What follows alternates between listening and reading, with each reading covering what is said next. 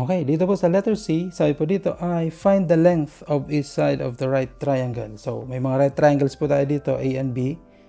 So, hanapin po natin yung length ng bawat sides ng triangle. Yan po instruction dito. Ito, length of each side of the triangle. Okay. And show that this length satisfy the Pythagorean theorem. So, i-verify natin kung magsasatisfy po yung Pythagorean theorem. So, based po dito sa plotting natin, i-print ko na po ito para medyo mabilis tayo. Dito po yung ating 0, 0, 4, 3, and 4, 0. So, yan po, hanapin po natin yung distance ng tatlong sides. So, ibig sabihin, hanapin natin ano po yung distansya ng length na ito. Ayan, yung length din dito sa baba. At saka yung length dito sa taas. So, i-level po muna natin. For example, ito po yung ating side B, ito po yung ating side A, at saka ito yung ating side C. Okay. So, letter A tayo. Ano po yung ating length? So, side A is equal to, how many units is that? Bilangin lang po natin to 1, 2, 3, 4. Okay? So, there are 4 units for side A. How about for side B? Bilangin din po natin yan. Ilang units yan? Sige, bilangin natin. 1, 2, 3. So, this is 3 units. Okay, how about side C? Side C, hindi po pwedeng bibilangin yan. Ibig sabihin, kasi diagonal na yan. Hindi natin makikita yan sa... Dito, tingnan nyo po yung ating side C. Diagonal. So, ibig sabihin, hindi natin pwedeng bilangin lang kung ilan yan. So, ano gagamitin natin dyan? So, for side C, ang gagamitin po natin dito. So, para po sa side C, ay gagamit po tayo ng distance. Okay, so, sana tanda na po yung ating distance formula. X sub 2 minus X sub 1 squared. Okay, plus Y sub 2 minus Y sub 1 squared. May tatanong minsan, pwede bang i-interchange yan ang formula natin? Ang sagot po ay pwede. Depende sa inyo kung interchange nyo yan o hindi. Addition naman yan. So, kahit ano yan, commutative naman yan ang result natin. Okay. So, distance will be equal to, substitute po natin. For example, ang atin pong, ano pong ating points dyan? 0, 0. Ito yung ating mga points ha. 0, 0, at saka 4, 3. So, anong gusto nyo i-label natin? For example, ito yung ating X sub 1. Ito yung ating Y sub 1. Ito yung ating X sub 2. Ito yung ating Y sub 2. So, ating X sub 2 ay magiging, ang X sub 2 natin, X sub 2 is 4. So, this will become 4 minus 0 squared plus Y sub 2 po natin ay 3 minus 0 squared. So, this is equivalent to the square root of 4 minus 0 is 0. 0 times squared is 16 plus 3 minus 0 is 0, that is 9. Okay, so this is equivalent to the square root of 25, which is equal eventually to 5. So the answer is 5 for side C, 3 units for side B, and 4 units for side A. Now, yan po ang requirements sa letter A. How about sa letter B? Sabi sa letter B ay isushow natin na ito po yung magsasatisfy ng Pythagorean theorem. So, for letter B, paano po natin ma-show na right triangle yon? So, Pythagorean theorem, A squared plus B squared equals C squared. Okay? So, ano po yung length ng A? That is 4. So, that's 4 squared. Ang B po natin ay 3. So, this will become 3 squared. At ang C po natin ay 5. So, this will become squared. 5 squared. Are they equal? This will be 16 plus 9 equals 25. Is it equal to 25? The answer is yes. 25 is equal to 25. Okay?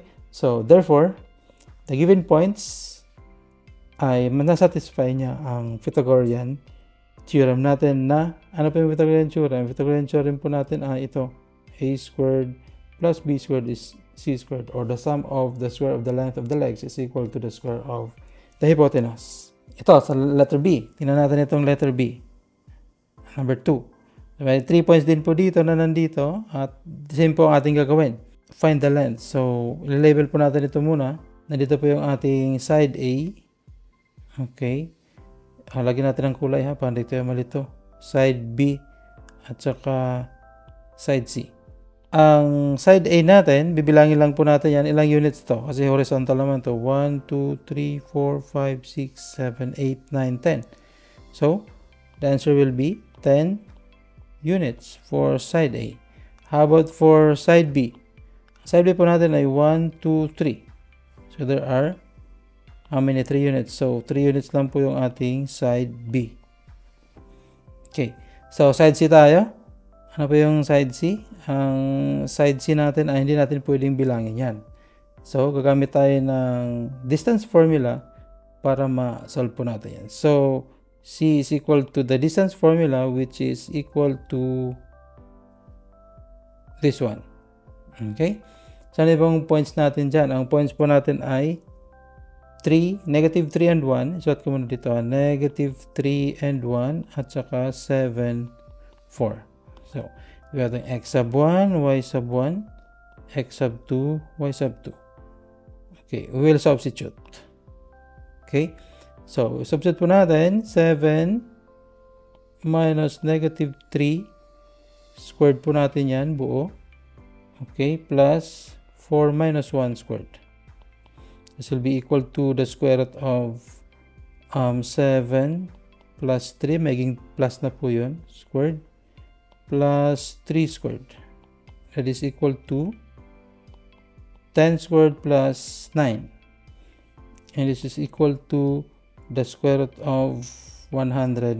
So yung ating 3 values ha. Ito yung side C, side B, at saka side A.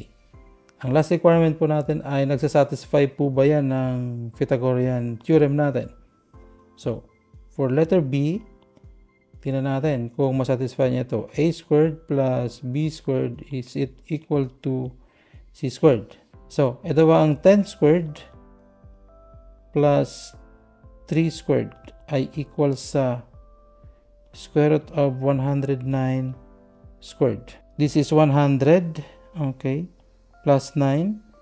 And the square of the square root of 109 is 109, obviously. So, 109 is equal to 109. So, verified po na ang number 2 ay length din po ito ng sides ng isang right triangle. Now, let's move on to letter D. Ang sabi po dito ay show that the points form the vertices of the given figure. So, meron po ditong tatlong points at verify po natin kung ito daw po ay vertices ng isang right triangle. So, ang una natin gagawin dito is ipa-plot muna natin ito sa Cartesian plane. Okay? So, itong 0, 1. Saan po yan banda? 0, tapos 1. Nandito yon. Okay? Nandito po yung ating 0, 1. Okay? At saka yung next natin ay ano next natin? Ang next po natin ay 3, 7. So, positive po yan. So, siguro isi-show ko sa inyo. 1, 2, 3. Okay. Then 1, 2, 3, 4, 5, 6, 7. Okay. Ito po yung ating next point. That is 3, 7. Okay. Kuha nyo ba? Yes, kuha naman. Then, ang next po natin na point ay 4 and negative 1. So, 1, 2, 3, 4. Then, bababa tayo ng isa kasi negative. So, nito po yung isang point. So, this is 4, negative 1. And after that, i-connect po natin itong points natin para makita natin kung triangle po ito. Ang tanong, yan po ba ay right triangle? So, ano ating gagawin dyan? I-verify po natin, hanapin natin yung tatlong distances ng tatlong sides dyan. Then, kung magsasatisfy po yan sa Pythagorean theorem, so ibig sabihin right triangle yan. So, i-label po muna natin to. For example, ito yung ating distance 1. Ito yung ating distance 2 at saka ito yung ating distance 3. So, hanapin po muna natin yan. So, D1, ito, ang point na ito. Ang D1 po natin ay may point dyan na 0, 1 at saka piece of 2 for example ay 3, 7.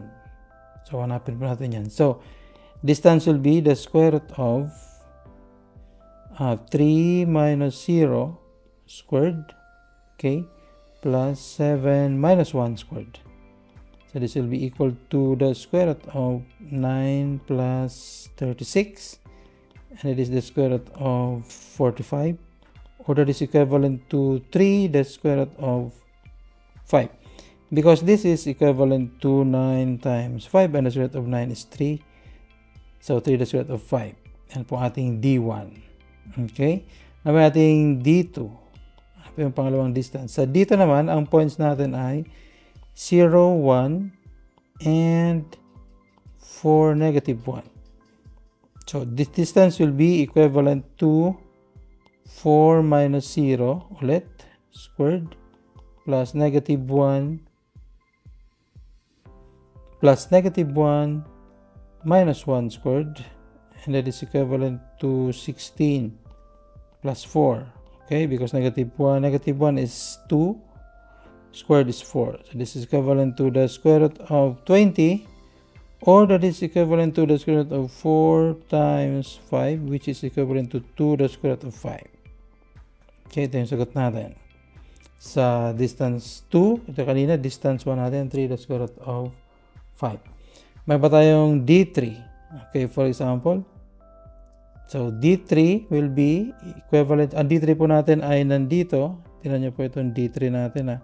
Sana po yung mga points na involved dyan? Ang points po na involved dyan, na dalawang points ay 3, 7 at saka 4, negative 1. So our distance will be equivalent to 3 minus 4. Pwede naman mag-interchange yan. Wala namang problema yan kasi addition naman yan, commutative. 7 minus negative 1 squared. Okay? And that is equivalent to 3 minus 4 is negative 1 squared is 1. Okay, plus 7 minus negative 1 is 6. No, not 6. 8. 8 squared is 64. It is equivalent to the square root of 65. Okay, so how can we verify if it is a right triangle? So you'll be using the Pythagorean theorem. Sige, so ibig sabihin, if the square of distance 1 plus the square of distance 2, or D1 squared, D2 squared, is equal to the square of distance 3, then, okay, it is a right triangle. So let's verify that. So i-verify po natin itong ating checking dito So ito yung ating, tatawagan natin itong checking. So, ito na siya. So, ano po yung ating D1? Ang D1 po natin ay 3 the square root of 5 squared. Okay. Plus 2 the square root of 5. Buo sila is squared. Then, ang atin pong square root of 65 squared. So, pag in-square po natin ito, ang sagot po natin ay magiging 3 squared is 9. Okay. The square of square root of 5 is 5. Okay, plus 4 times 5. Okay, let's go. The square of the square root is 65. Okay, this is 45 plus 20. Okay, is it equal to 65? The answer is yeah, 65 is equal to 65. So, by showing that D1 squared plus D2 squared is equal to D3 squared, so it means that the given vertices negative 0, 1, 3, 7, 4, negative 1 satisfies a right triangle. Yan po natin sa letter D. Yan po isang application ng distance formula. Okay? Let's move on to the last item maybe. Sabi dito sa letter E, find x such that the distance between the points is 5. So, ibig sabihin, given na po ang distance. Dapat ang distance ay magiging 5. Such that, kung given po ito na may mga points tayo na P sub 1 natin ay 1, 0, at saka ang ating P sub 2 ay x and negative 4. So, may x value na po dyan. So, ang solution po natin dito kapag ganito mga problem ay kagaya pa rin ng dati. Gagamitan lang po natin ito ng distance formula. Okay, so D, once again, is equal to, sige, isulat mo natin ulit. Paano natin ulit ito x sub 2 minus x sub 1 squared plus y sub 2 minus y sub 1 squared. Okay. So, ano po yung ating D? Ang D po natin ay 5. Given po yun ito. Sabihin, may value na ang distance. Okay, ang pinapahanap po ay x. So, isubstitute natin dito sa ating formula. This will become x minus 1 squared. Di ba natin alam isang x plus negative 4 minus 0 squared. Okay?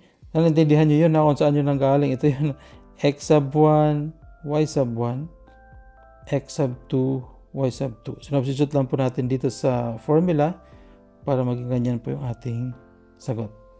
Okay. So, this will become what? I-expand po natin ito. Sige, expand natin. So, this will become x squared minus 2x plus 1. Okay, algebra po yan. Okay, plus negative 4.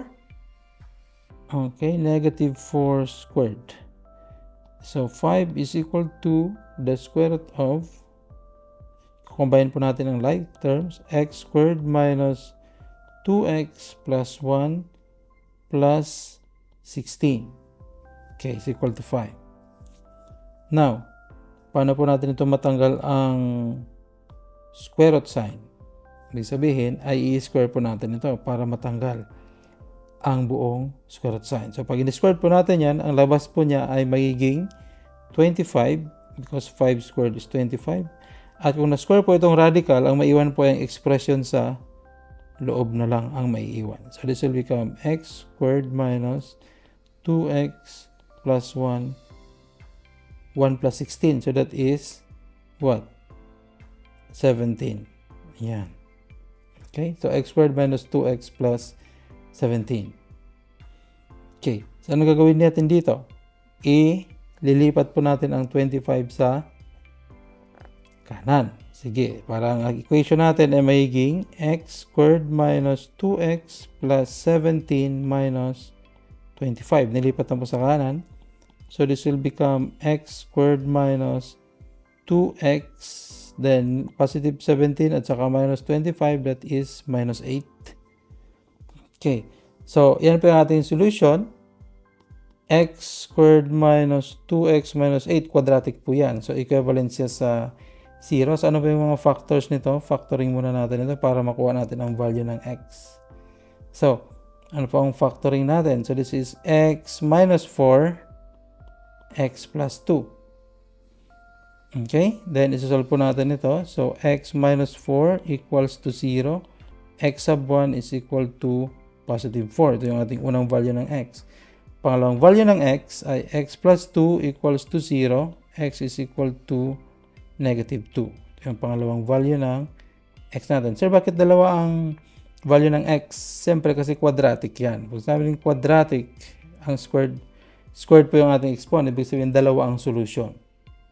Ibig sabihin, itong dalawang solution na ito, 4 at saka negative 2, ay pwedeng maging value po yan ng pwedeng maging value po yan ng x natin dito sa ating problem na pinapahanap. Okay, so pwedeng 4, pwedeng negative 2, at makaka-obtain tayo ng distance na 5 pa rin. Sana intindihan niyo po, ito yung ating last item sa first video natin, sa first topic natin. Thank you very much for watching and see you on the next one.